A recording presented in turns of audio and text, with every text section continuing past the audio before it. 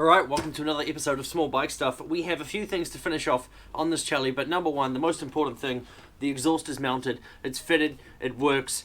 We had to extend the little bit of tube that goes into the header as it was a little bit different compared to the original Honda motor through to the Lifan, which is now in here. We had to reposition the rear mount, so once those two things were sorted, basically that pipe was good to go.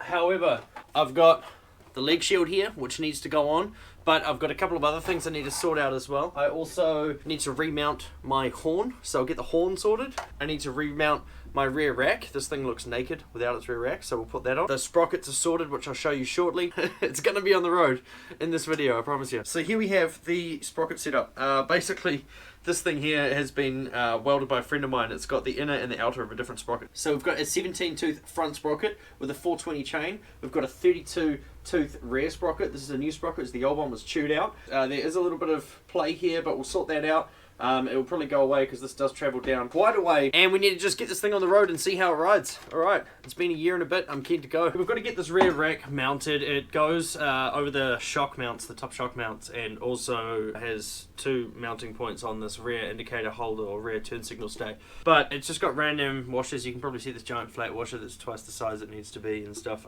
It's just been kind of cobbled together to get a look and see how it was going to fit. So these forks here mount on the rear shock mounts, on the upper rear shock mounts, but you've got to give them a little bit of leeway because they have to line up with the holes on the rear indicator or turn signal stay.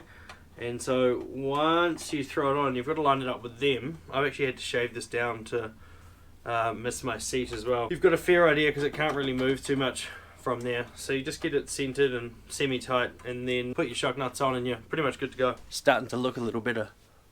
Now here's your average Honda Chelly leg shield. They mount with two mounts here, which I've put rubber bungs or kind of protectors on the inside there that were real struggle to fit and weren't really the right size. I've added some stickers, one of them's damaged, and I've also got a little badge here on the front which I need to actually secure a bit better. It's a bit dirty, they clean right up with a bit of thinners or something like that. So they've also got these two bottom mounts here which are for stays that come out of the frame and position the bottom of this so it's held open and in shape. It's really hard to do with the wheel stuck straight in the front wheel chock, so I'm going to take that out.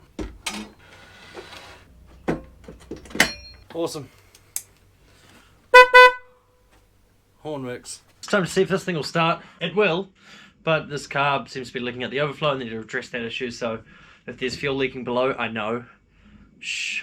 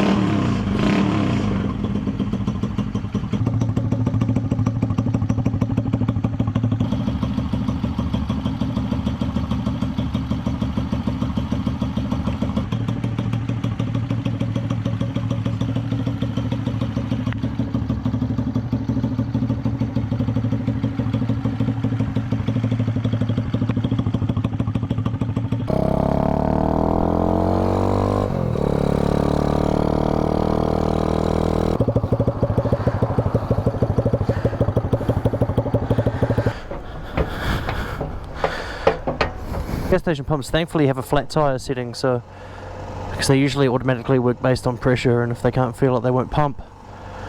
But this thing's doing its job. Sweet!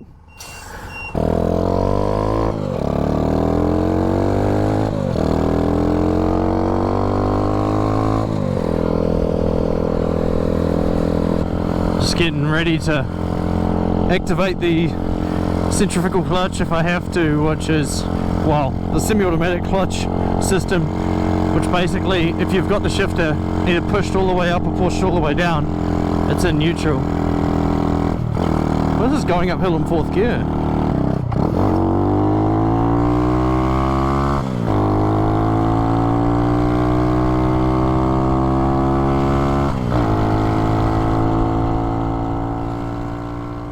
Well, first ride wasn't too bad. It was okay, nothing fell off, but I definitely forgot to tighten some bolts, so I'm going to spinner check this whole thing, change out the oil that comes from the factory. I don't know if you can see the colour and consistency of that stuff there. It's thin. You should not really be riding with this at all. I went about 800 meters down the road to put air in the tire and came back. Otherwise, if I didn't do that, I would have just started this engine and ran it in idle for about 2 or 3 minutes and then turned it off, dropped the engine oil and replaced it. So I've got my 10W40 here, which I'm going to throw into the bike, and yeah, we should be pretty much good to go and have a proper solid run. And here you can kind of see that colour and consistency. This is a fresh oil pan with no metal shavings or anything in it, so anything in here that is silver, like these big bits of metal over here, big, small, they are from this engine and it's running in. So yeah, basically if the surfaces and edges weren't chamfered, they are now. Now just remember, when you're checking your oil level on these things, that you do not screw this all the way in and then check. You just unscrew it, clean the end off, drop it in just like that, about there, pull it up and see what the level is. Now I don't know if you can see that level there, but it's about, oh, probably a couple of 100 mils below where it should be, so we'll fill it up. So this level here is about perfect, but I will start the bike and then see if it's actually perfect or not. Then once it starts running and then you let it settle, the oil level can be completely different. So we'll have a look and check.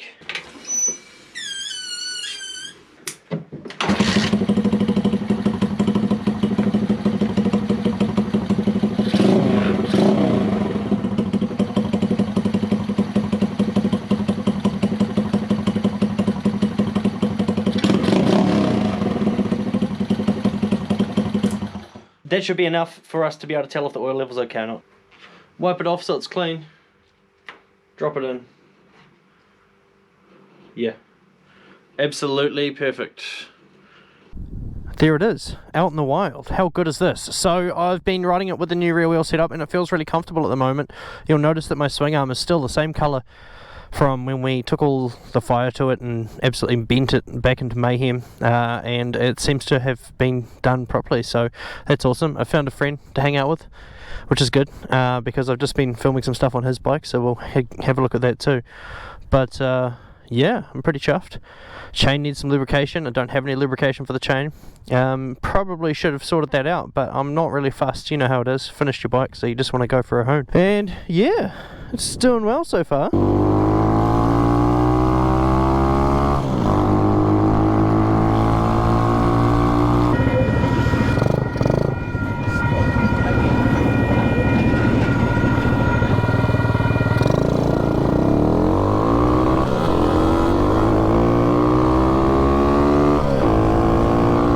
These bikes have the same engines and it's quite fun to go out and see whose is quicker. Mine accelerates fast, but it doesn't necessarily mean that it's got a higher top speed. Now every city has this, the popular place to go cruising on motorcycles, right? And in ours it's a 30 km/h strip down the main set of shops and a little beachside area we've got. Honda gyro! How good. How good is this? And there we have it. And this is our beautiful city that we live in. Part of the city.